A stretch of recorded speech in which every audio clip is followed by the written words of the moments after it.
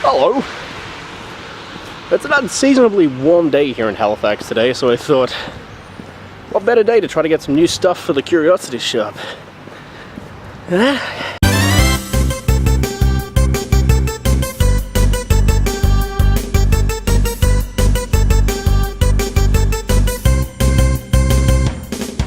Alright, so... Hi! Yes, Jess is here. She wasn't here with me. No. She's here with the video. I slept in. That's right. I went to the forum. It was the first time I'd been there in... months. Yeah, quite a few months. Sorry, my hands are so shaky. Dan doesn't know how to hold a camera. That's right. I didn't have any money on me, it turns out, so I had to go to an ATM. And so I went into the building next door, and there was some hockey players training. I guess they're the Dow. Yes. And this is for those in Australia. That's how real hockey's played. Yeah. For a second, I thought that was Paul from the back. Oh. But then he turned around and it that's was Ian. That was my ride for the day. I picked up one game here, which I talk about later, but I actually had to bring it back because I didn't have a thing in it. But I didn't know what this was, and that was the adapter for the Hey You Pikachu microphone. That game didn't come out in Australia. Yeah, it didn't come out in Australia, so I'd never actually seen the adapter before. I do want to own that game one day. Yeah. But Along with the microphone and everything. This guy's great. He always has a really good selection. And when I brought my game back today, tell him that the game wasn't in the cartridge. He just gave me back my money. The game wasn't in the cartridge. I mean, the game wasn't in the thing. He has a bunch of Shrek games. Eventually, I will own every Shrek game. We'll have a shrine to Shrek here. It'll be fantastic. Yeah. E.T. the extraterrestrial board game. That's right. Based on the movie. Like what else would be based on? Yeah. And Ian pointed this out to me, that I bent my Wookiee. Star Wars reference. That Lord of the Rings game there, I actually picked that up today. But I picked up some other games here last week. I picked up 4, and I'll talk about them later on. But 2 of them, for whatever reason, didn't work, so I brought those back today. And he was very nice and exchanged them. He's a great guy. If you ever go to the forum in Halifax, he's got AT figures. But I like how this woman here is trying to she's like, yeah, get him the camera. Both of those guys, both of those stalls are always really good. I've never had any issues with them before, but those games didn't work, and they just exchanged them, and it was great. But we tried going somewhere that Ian's been to before. I'd never been there, a place called Plan B, and I just thought that picture on the wall was pretty interesting. But this place has a great logo. It looks more like it should be a tattoo parlor. There's a cafe in there. They've written their street number in bike chains, which is awesome. It said it was going to open at 11, and we waited till 11:15, and the door sign said open, but it wasn't open. Tons of board games on display. Apparently all the video games are up the back. One day I'll get in here and I'll show you some footage of it. If I can, but there's been twice that we've tried to get in there and we haven't. And then the last place we went was the last game store. I got some things here. That was the dog.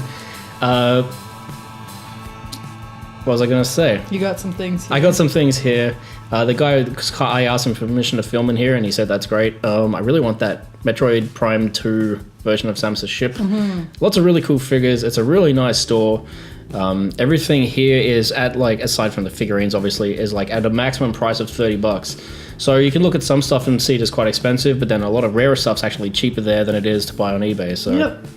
Pretty cool, and he is a nice guy. We went in there. We've been in there a couple times. And, that's right. I used to work next to him. And yeah. The reason we went there is because Jess is looking for Chrono Cross for the PlayStation 1. Yeah. And Ian thought he saw it here, and it turned out it was that Chrono Trigger and not Chrono Cross.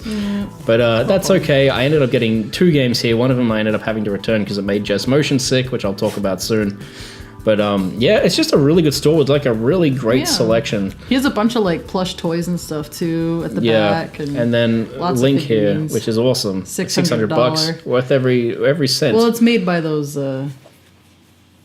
guys. Yeah. Yeah. Anyway, on to the games. Yeah. Hey guys, how you doing? So as you saw, stuff went thrifting, good times, did many things. Little side story here before I get into the games that I have here, because I actually have quite a pile of stuff here, which is kind of cool. A number of the games I got when I took that footage, when I tested them when I got back, they didn't actually work. I was getting disk read errors on the GameCube for some reason, and one of the games I ended up having to take back because the case was actually empty. So I actually went back again this morning, and after going in this morning, I managed to find a whole bunch of other new stuff. So I swapped out some of those games and got some other new stuff. So some of the stuff in here might not correlate with the video that you saw, and that's why. But as usual, I'm going to go through this thing system by system. And so I guess I'll start with the one I got the least games for. And the only new game I bought this month, and that was a rare replay for the Xbox One. I grabbed this yesterday, actually, with Jess. We returned A Link Between Worlds, which I had bought her because it made her motion sickness, or made her motion sick. Doesn't make you the sickness, that's silly. Yeah, I went in there, she got some amiibo cards, and she's going to do an unboxing video, so if you want to see that, then you better subscribe to her channel, which is linked in the bottom, because she's going to make a vlog out of it, and she has to now, because I've said this on camera. Anyway, with the traded value of that, we got some amiibo cards, and I picked up this. This is 15 bucks brand new now, which is crazy. It's a ridiculous good deal. When it came out at $30 initially, that was already a good deal. So the fact that it's $15 now brand new is kind of insane to me, and that either means that it's not selling well, which is a damn shame if that's the case, or Microsoft are just in a way to win over customers. That's just something they've done, which if that's the case, then more power to them, that's fantastic. And there's a lot of games on here I have fond memories of, and there's a lot of games on here I've always wanted to play that never have, such as Battletoads, so really excited to finally have this. And yeah, Rare Replay, the only new game I got this month.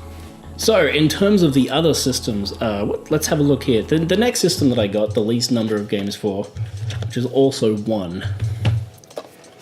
This is Rogue Galaxy for the PlayStation 2. This is the only PlayStation 2 pickup I got this month.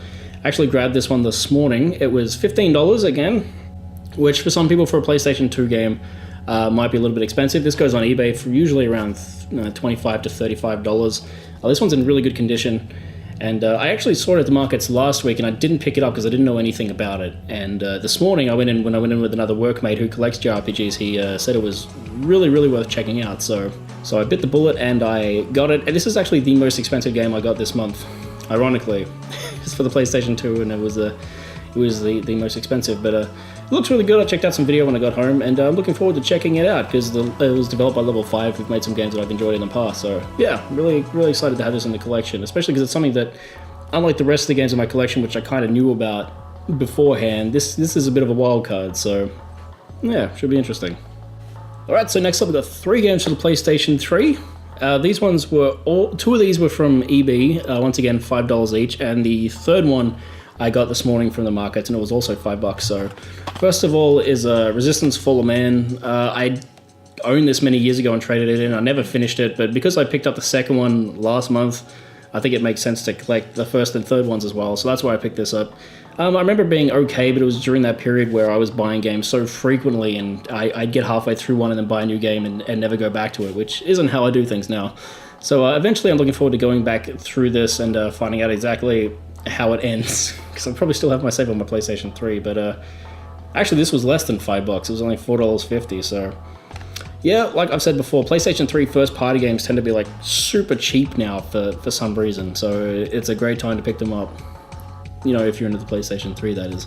And speaking of PlayStation 3 exclusives, another first person shooter, Haze, which was also $4.50, not well received when it was released, which is a bit of a shame because it was made by Free Radical, who made the Time Splitters games, which are all fantastic. So I don't know what went wrong here, but this was a PlayStation 3 exclusive, one of the few ones developed by a third party. I haven't played it myself. It seems like it has a pretty cool concept that just didn't quite come together for whatever reason. So I'm looking forward to eventually checking it out at some point. But yeah, nice to have another exclusive in the collection. As most of you know, I only buy PlayStation 3 exclusives generally. The only exceptions being the Assassin's Creed series, because that's where I started collecting them on. So yeah, cool to have as well. And the last PlayStation 3 game, Gran Turismo 5 for $5. I enjoy simulators. Personally, I'm more of a Forza guy than a Gran Turismo guy. I think the old Gran Turismos were good at the time at what they did, but the Forza series has far surpassed what this game series has been doing with more recent iterations. But once again, obviously an exclusive to PlayStation 3, and I'm collecting exclusives, and at $5, kinda hard to say no to that. Actually, I forgot about this one. This is another one I picked up today. Speaking of games that were $5 with this big sticker on here, at the market there was this old man. He had all kinds of stuff, and but he only had 2 games. One of them was Wheel of Fortune for the Super Nintendo, and the other one was Tetris for the Game Boy, which we have quite a few Game Boy games, but we don't have Tetris for some reason. And despite there being many versions of Tetris, obviously, the DS one I'm really partial to, I still think the Game Boy original is the best version. I prefer it to the NES version, so It's cool to finally actually own this, because despite having Game Boys and stuff for the past, 25 years, I've never actually owned Tetris, so it's great to finally have a copy. Alright, so the next system up is the Xbox 360. That's where I still do most of my gaming, despite having more recent consoles. The 360's library is just so expansive and so good. So first of all, picked this one up this morning, Street Fighter 4. I've played it at the Manor Bar in Brisbane when that was still open, but never owned it. And with Street Fighter 5 finally coming out, and everyone complaining about the fact that there's no arcade mode, it's kind of hilarious that I picked this up for $7 this morning. So hopefully it's still fun. I can't imagine it not being fun. And also we have the Saboteur for the Xbox 360. This game was recommended to me by my friend Paul. It was developed by Pandemic Studios. They had one studio in Brisbane, Australia, and I actually knew some people who work there, but this one was developed in LA, I believe, is where the secondary studio was. I haven't played it personally. I know it's about the Nazis occupying Paris, which seems like a cool setting for a game at least, and it has a cool visual aesthetic, so I'm interested to finally see what all the fuss is about with this game, because I really don't know that much about it, so looking forward to checking that out. This one was $14, which makes it one of the more expensive games I got this month, but certainly not the most expensive, by a whole $1. And the last game for the Xbox 360 that I got this month is Fist of the North Star, Ken's Rage. This game is basically, from what I've seen, just looks like Dynasty Warriors with a Fist of the North Star coat of paint. I've recently been getting right into Fist of the North Star, watching the original 80s anime, watched the movies, all that stuff, and I'm really loving it. So when I saw the game there, it was $10, and I was just like, I've never seen it in an EB before, and I was like, well, I gotta grab it. So I did, and if it's a good retelling of the original story, then I'm all for it, even if it is a little bit repetitive, because I love Ken Shaw as a character, and I love the world that they built in the Fist of the North Star, so pretty excited to have this in my collection. And then lastly for the Xbox 360 is not a game at all. No, this is a piece of hardware that I picked up today. Now, as I said, I was at the markets last week and this was not there. This was there today, and this is only the second time I've ever seen one. This is the Xbox 360 HD DVD drive. For those of you who don't know this, because these were only around for maybe a month or two at most, and when I saw one, it was on store shelves. I've never actually seen a used one anywhere before. Just before the PlayStation 3 came out, Sony was obviously pushing the Blu-ray format, and I believe it was Toshiba had the competitor, which was HD DVD, and Microsoft, because Sony was going with Blu-ray because that was their proprietary format, Microsoft decided to go with, I believe it was Toshiba. It'll probably say it on the back, actually. It doesn't. Anyway, whichever company was manufacturing HD DVDs, I'll show it on the screen. Microsoft sided with them, saying that HD DVD was going to be the superior format, and so you end up with this little drive here, which was an add-on for the Xbox 360. It used I think it used just one USB. There's multiple USBs on the back, has its own power supply and everything.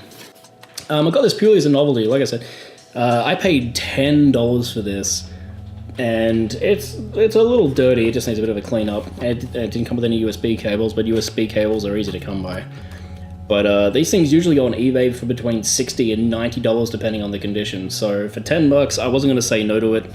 In terms of actually using it, I believe it's actually quieter than the built-in Xbox 360 disc drive. I'm using one of the original Xbox 360s, the one that has the same aesthetic as this, and that disc drive is loud. So if I can use this and have a quieter disc drive, which will be especially useful when I'm recording, then I most certainly will use that. But in terms of HD DVDs, not that many were ever manufactured or released. So as I said, more of a novelty item than anything, but it's just really cool to actually finally see one of these, because I never have, and as soon as I saw it, I was just like, how much? And they're like, $10. I was like, I'm not passing on it. It's only the second time I've ever seen one, so grabbing it. Whether or not they ever become like a true collector's item, I don't know, but I know they are pretty uncommon, and like I said, can command a bit of a high price on eBay. So it's cool to finally have one of these, and hopefully I'll be able to use it to negate any excess noise that my Xbox 360's drive makes. Alright, and lastly, the system that I've said before I've been collecting for it. It's been quite a while since I've actually done any collecting for it, and this month was really a pretty good month for it, despite having those games that had disc read errors, which kind of sucked. But that was a Nintendo GameCube, my favorite game console of all time. So let's just go through these one by one, shall we? Alright, so first of all, Medal of Honor, Rising Sun. Yes, Rising Sun. I tried this out this morning for about 10 minutes. Frame rate in it's not particularly great by any stretch of the imagination. But apparently this game's soundtrack's really good and the sound design's really good. So, you know, I don't know that I'll ever play all the way through it, but it's very cool to have as an addition to the system. Because a lot of the games I got this month were crap that I got because they were cheap. But this one was $5 and it's actually supposedly a pretty good game. So glad to have that in my collection. Also, we have Lord of the Rings: The Two Towers. Now, one of the games that I got that had disc read errors was actually Lord of the Rings: The Return of the King, which I got because it's actually cheaper generally than The Two Towers for some reason. But when I took that back, he basically just exchanged it for this and gave me a little bit of money back for any problems he caused. I remember renting these and really enjoying them. I don't know how they'll hold up now, but I remember enjoying this when it originally came out. I know it was a really high selling and at the time like pretty highly rated game in terms of reviews, so hey, it's even got a holographic sticker on it. I never noticed that. But yeah, Lord of the Rings: The Two Towers is kind of cool to finally have this in my collection, and I look forward to getting Return of the King as well, because I already have the Third Age over there, and it'd be nice to have all three of the GameCube Lord of the Rings games. And the last of the good games I got is Gun. I already owned this for the Xbox 360, but this is actually the first version I ever owned when I had a GameCube, the PAL one. I remember buying this from a Kmart for like $35 and really enjoying it. I got this purely as a collector's item because obviously the Xbox 360 version is the superior version. But as someone who's trying to get a complete set for $5, I wasn't going to say no to it, especially since it's a really good game, and it's a real shame that Neversoft never actually got the opportunity to make anything like this again. That was really unfortunate. But if you haven't played Gun, I would definitely recommend picking it up and giving it a go, because I wouldn't compare it to like a Red Dead Redemption, but it's kind of on the pathway there. You can kind of see some of those elements carrying over into Red Dead Redemption, so it's a bit of an underappreciated classic, I think. Now we have the not so great stuff. Well, actually, let's go with this one first. This one's not quite as bad. This is a Smashing Drive. Never heard of it before. Picked it up with no idea what it was, just because it was $6. Gave it a bit of a go. It's like a fun arcadey racing game. Very, very simple, very straightforward. But for what it is, it's pretty cool. I don't know what most to say about it, really. Well, look at the picture on the front. It's a car with a bulldozer thing on it. You can crash into stuff. It's fun. Music is horrible in it, though. Awful, awful music. I can tell you that much. Next up, also for $6, X2 Wolverine's Revenge. So this was a movie that was a tie-in to X-Men 2, but it hasn't got anything to do with X-Men 2. And in fact, the logo, even though it has Hugh Jackman on the front cover, the logo in the game looks nothing like Hugh Jackman, because they didn't have his likeness for the actual game, only for the marketing material. I played this for all of about 10 minutes, and I got stuck and confused and didn't know what to do or where to go. So it's a testament to its quality. X2 Wolverine's Revenge. And then lastly, the real gem of the month. It's not really the real gem. One of the most highly praised and beloved GameCube games ever released. Charlie's Angels. That was $5. And Jess would argue that it was still too expensive. I don't know what to say about this game. It's notorious for being one of the worst pieces of shit ever created by man. If you look at the price sticker on here, someone originally paid $65 for this. And I'm really sorry to whoever they were. There's plenty of videos on this online. I might make one myself at some point. I played the first like 15 minutes and it was just... Seeing video is one thing, but experiencing it and feeling it is something else entirely, and I really can't put into words the feelings this game gave me. It is incredibly bad, and all the hatred it ever garnered is well deserved, because it's fucking awful, to be quite frank with you. And I guess on the side, I also picked up Shin Megami Tensei for the Nintendo 3DS, but since it was a digital download copy, I can't really show you it, but there's a little information about it there. That was on suggestion of Carbon Water. I've put in a few hours into it. I'm enjoying it so far, although I'm not getting to put as much time into it as I might like. And that's pretty much it. That's the pickups for this month. It was quite a few, actually. I wasn't expecting to get many at all, and I ended up getting quite a few. So that's it, but before I leave, I would like to say next month I'm going to be starting a new series that's going to be happening once a month.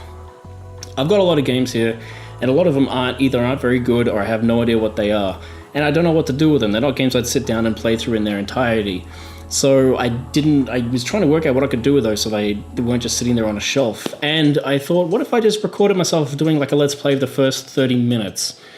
And so that's what I'm going to do. Next month, it'll be probably the second Wednesday of every month, because the last Wednesday of every month is the month that is when I release my Curiosity Shop videos.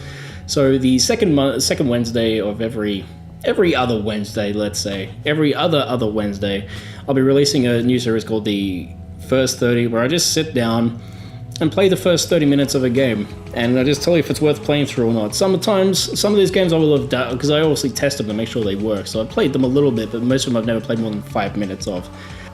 That's something I'm looking at doing next month. Let me know if you're interested, and more importantly, let me know what game you want me to play, because I've collected quite a few games over this series, and I've heard a lot of people still want to know what the hell Spider is.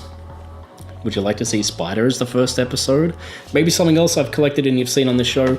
Let me know in the comments below, and I'll play the first 30 minutes of that and let you know if it's worth your time or not, and worth tracking down, because there could be some hidden gems in there. I really don't know. And yeah, that's pretty much it. Thanks for watching. I hope you've enjoyed this video, and thank you again for your support. It means a lot to me. And thanks for sticking around. And if this is your first time, give us a like if you've enjoyed this. Thanks, Chester. Your timing is impeccable. No, don't give me them eyes.